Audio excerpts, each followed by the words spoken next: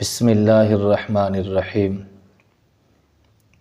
نماز کے فرائض اور نماز کی شرائط، ہر نماز پڑھنے والے کے لیے ان چیزوں کا جاننا از حد ضروری ہے۔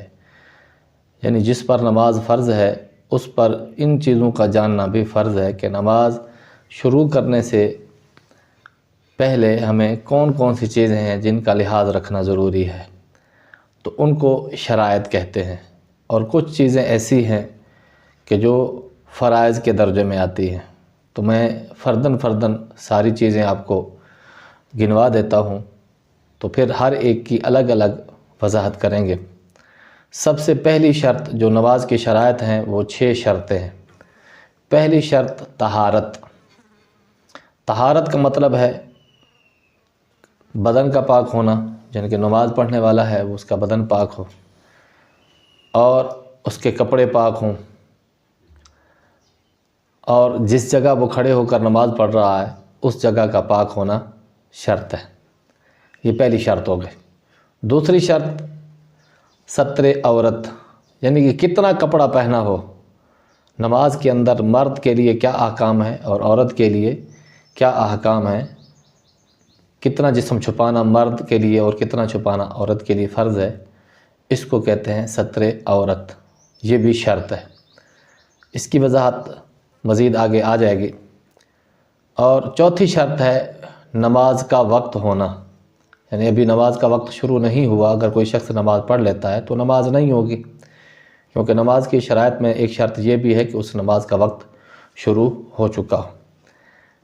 اور اس کے بعد اگلی شرط ہے قبلہ کی طرف رخ کرنا۔ جو شخص قبلہ کی طرف رخ کر سکتا ہے، جان بوجھ کر غیر قبلہ کی طرف نماز پڑھے گا تو اس کی نماز نہیں ہوگی، تو یہ بھی قبلہ کی طرف رخ کرنا بھی شرط ہے۔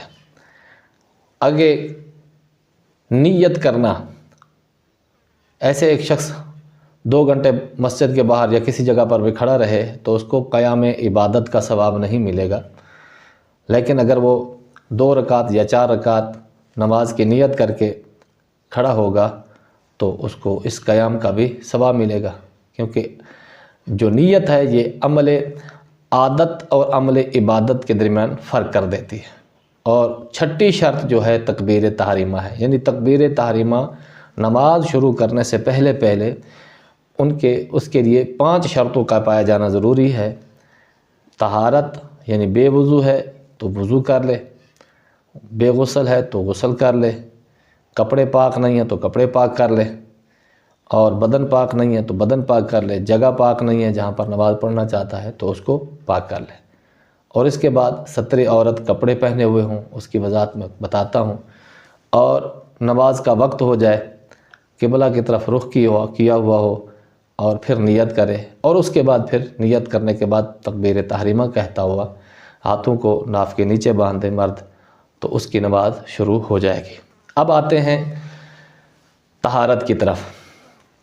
طہارت کا معنی ہے پاکی۔ پاکی کا مطلب یہ ہے کہ اگر جسم پر کوئی نجاست لگی ہوئی ہے، کسی بچے نے پیشاب کر دیا، خواتین کے اندر عموماً یہ مسئلہ ہوتا ہے، اور تو جب بچے نے پیشاب کر دیا ہے، اگر وہ درہم کی مقدار سے مراد یہ ہے کہ یہ ہاتھ کی ہتھیلی ہے، جو بڑا آدمی ہے اس کو اپنے ہاتھ کی ہتھیلی سیدھا کرے، اس کے اوپر پانی ڈالے، تو جتنا ہتھیلی کے اندر پانی رک جائے گا تو وہ اس کو درہم کی مقدار کہیں گے۔ یوں سمجھ لیں کہ ہمارے ہاں پاکستان کا جو 5 روپے کا سکہ ہے اس سے کچھ بڑا ہوتا ہے درہم۔ شریعت مطہرہ نے یہ فرمایا ہے کہ اگر جسم پر یا کپڑے پر یا جگہ، جس جگہ وہ نماز پڑھنا چاہ رہا ہے، جائے نماز وغیرہ ہے، اگر درہم کی مقدار نجاست غلیظہ لگی ہوئی ہے تو اس کا دھونا ضروری ہے، یعنی کہ درہم سے کم ہے تو معاف ہے۔ ایک قطرہ پیشاب کا جسم پر لگا، کسی کو قطرے کا مرض ہے، یا بچے نے پیشاب کر دیا، کپڑے پر لگ گیا لیکن کپڑے چینج کر دیے، بدن پر بھی لگ گیا ہے، تو بدن پر کتنا لگا ہے، اگر درہم کی مقدار سے کم ہے تو اس کے ساتھ نماز پڑھنا جائز ہے، لیکن دھونا سنت ہے۔ اگر درہم کی مقدار برابر ہے تو اس کا دھونا واجب ہوگا۔ بغیر دھوئے نماز پڑھیں گے تو آپ کی نماز واجب الاعادہ ہوگی۔ اور اگر درہم سے زیادہ لگ گئی ہے نجاست تو پھر نماز سرے سے شروع ہی نہیں ہوگی۔ وہ خواتین جو بچوں والی ہوتی ہیں، جو چھوٹے بچے ان کی گود میں ہوتے ہیں، دودھ پلاتی ہیں، تو وہ پیشاب عموماً کر دیتے ہیں، تو اگر کپڑے پر جسم پر اتنی مقدار میں پیشاب لگ جائے تو اس جگہ کو دھونا ضروری ہے، پورا نہانا ضروری نہیں ہے۔ یہ مرد کے لیے بھی یہی حکم ہے کہ بدن پر، کپڑے پر، بدن پر اگر نجاست لگ جائے، درہم سے کم ہو تو دھونا سنت ہے، درہم کے برابر ہو تو دھونا واجب ہے، اور اگر درہم سے زائد ہو تو اس کا دھونا فرض ہوگا۔ یہ تو بدن کی بات ہے۔ اب آ گئے کپڑے کی طرف۔ کپڑے پر نجاست لگ جائے تو اس کا بھی نجاست غلیظہ،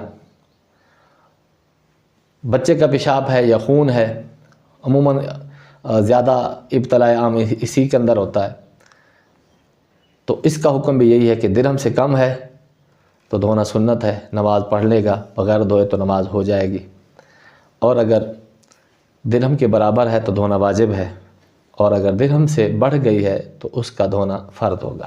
بغیر دھوئے نماز شروع کرے گا تو نماز سرے سے نہیں ہوگی۔ یہ تو ظاہری نجاست تھی۔ اب طہارت کے اندر یہ بھی ہے کہ وہ اس کی نجاست حکمی سے بھی پاک ہو۔ نجاست حکمی یعنی بے وضو اگر ہے تو وضو کر لے،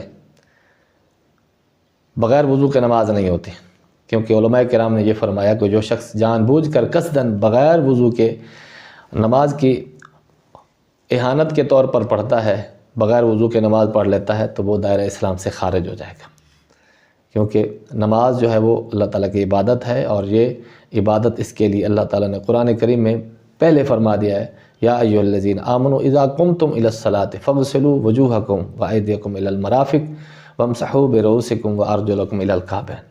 اے ایمان والو، جب تم نماز پڑھنے کا ارادہ کرو تو اپنے چہروں کو دھو لو، اپنے ہاتھوں کو کونیوں سمیت دھو لو، اپنے سروں کا مسح کر لو، اور پاؤں کو ٹخنوں سمیت دھو لو۔ یہ وضو کے فرائض اس آیت میں بیان فرمایا، گویا کہ اللہ تعالیٰ نے نماز شروع کرنے سے پہلے طہارت کا ذکر فرمایا کہ تم اپنے آپ کو پاک کر لو۔ پاک جو ہے وہ نجاست حکمی جیسے وضو ہے، اور اس کی بھی دو قسمیں ہیں، نجاست حد سے اصغر جیسے بے وضو ہے تو وضو کر لے، اور اگر بے غسل ہے تو وہ غسل کرنا اس کے لیے شرط ہوگا، بغیر غسل کے نماز پڑھے گا تو نماز پڑھنا اس کے لیے جائز نہیں ہوگا، اس کی نماز نہیں ہوگی۔ اگر قصداً اور جان بوجھ کر ایسے کرے گا تو علماء نے ان کے لیے کفر کا حکم بھی دیا ہے کہ وہ دائرہ اسلام سے خارج ہو جائے گا، کفر کے دائرے میں داخل ہو جائے گا۔ تو یہ طہارت نمازی کے لیے کہ اس کا بدن پاک ہو، اس کے کپڑے پاک ہوں، اور وہ جگہ جس جگہ وہ نماز پڑھ رہا ہے وہ جگہ پاک ہو۔ مثال کے طور پر میں آپ کو ہمارے ہاں جو گاؤں دیہاتوں کے اندر اکثر دیکھا گیا ہے، جہاں پر نماز جنازہ پڑھا جاتا ہے، وہ کھلے میدان میں پڑھا جاتا ہے، کھیتی باڑی کے ایریے میں پڑھا جاتا ہے، خصوصی باقاعدہ اہتمام نہیں ہوتا وہاں پر نماز جنازہ کی ادائیگی کے لیے، جنازہ گاہیں بہت کم بنی ہوئی ہوتی ہیں، تو وہاں پر کھیتوں میں عموماً کسان کاشتکاری کے لیے گوبر ڈالتے ہیں، دیسی کھاد جس کو بولتے ہیں وہ ڈالتے ہیں، تو وہ عموماً ہر جگہ پہ پڑی ہوتی ہے، ظاہری اوپر نظر بھی آ رہی ہوتی ہے، تو اس جگہ کھڑے ہو کر نماز جنازہ پڑھنا جائز نہیں ہوگا، کیونکہ جگہ پاک نہیں ہے۔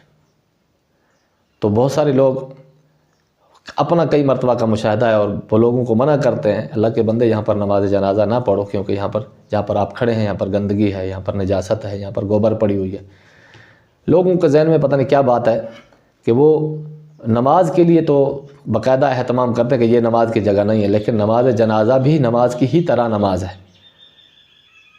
اس کے لیے بھی وہی شرائط ہیں جو نماز پنجگانہ کے لیے شرائط ہے۔ اس کے لیے وضو ہونا بھی شرط ہے، اس کے لیے غسل ہونا بھی شرط ہے، اس کے لیے بدن کا پاک ہونا بھی شرط ہے، کپڑے کا پاک ہونا بھی شرط ہے، اور اس کے لیے جگہ کا پاک ہونا بھی شرط ہے۔ اگر جگہ پاک نہیں ہوگی تو نماز شروع نہیں ہوگی، کپڑے پاک نہیں ہوں گے تو نماز شروع نہیں ہوگی، بدن پاک نہیں ہوگا تو نماز شروع نہیں ہوگی، بے غسل ہوگا تو نماز شروع نہیں ہوگی، اور بے وضو ہوگا تو نماز شروع نہیں ہوگی۔ اس لیے سب سے پہلے نماز شروع کرنے سے پہلے نماز کی شرائط کا لحاظ رکھنا انتہائی ضروری ہے۔ پہلی شرط طہارت ہے، اور طہارت کا مطلب کیا ہے؟ نمازی کا بدن، نمازی کے کپڑے اور نمازی کا جگہ جس جگہ وہ نماز پڑھنا چاہ رہا ہے، جس جگہ پاؤں رکھے گا وہ جگہ بھی پاک ہو، جس جگہ گھٹنے رکھے گا وہ جگہ بھی پاک ہو، جس جگہ ہاتھ لگائے گا وہ جگہ بھی پاک ہو، جس جگہ ناک اور پیشانی ٹیکے گا اس جگہ کا بھی پاک ہونا شرط ہے۔ تو یہ مختصراً باتیں آپ کو بتا دی ہیں، اور باقی طہارت کا موضوع تو بہت طویل ہے، اور ہر ایک کا الگ الگ وضو کا طریقہ، غسل کا طریقہ، یہ ساری چیزیں طہارت میں آتی ہیں۔ کپڑے پاک کرنے کا طریقہ یہ بھی طہارت میں آتا ہے، جگہ کیسے پاک کرنی ہے یہ بھی سارے طہارت میں آتا ہے۔ لیکن مختصراً یہ ہے کہ نمازی جو نماز پڑھنا چاہتا ہے وہ سب سے پہلے وضو کرے۔ وضو کا طریقہ اللہ تعالیٰ نے قرآن میں ارشاد فرمایا کہ پہلے ہاتھ دھو لے۔ وضو کرنے کا سنت طریقہ تو نبی علیہ الصلوۃ والسلام نے قرآن حدیث پاک میں بیان فرمایا، اس کے لیے الگ سے مستقل بیان انشاءاللہ ریکارڈ کرواؤں گا۔ اور طہارت کے لیے یہ ہے کہ جسم پاک، کپڑے پاک، بدن پاک، اور ان چیزوں کا پاک ہو تو پہلی شرط اس کی پائی جائے گی۔